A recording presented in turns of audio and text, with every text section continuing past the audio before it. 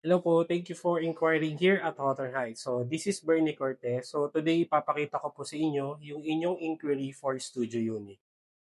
So, welcome po dito sa inquiry natin for studio sa Hotter Heights. So, ang size po nito is 21 square meters. So, disclaimer lang po kasi hindi pa po kasama yung mga furnitures at appliances. Pero ito po yung mga inclusion niya. So, meron tayong overhead tsaka undertop na cabinets. Then, yung countertop po natin is granite na siya, then is stainless steel. Then, dito naman po sa toilet and bath natin, kasama po yung sink, water tank type closet, then telephone type shower.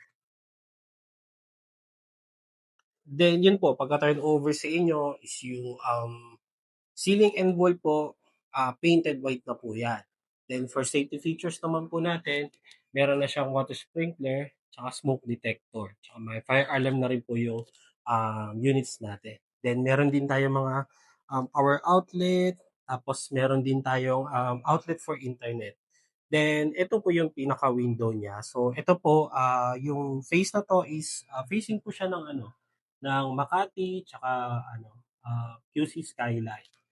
Then ito po, yung pinaka-provision po natin for air conditioned unit. So disclaimer lang po na window type lang po ang pwede sa kanya.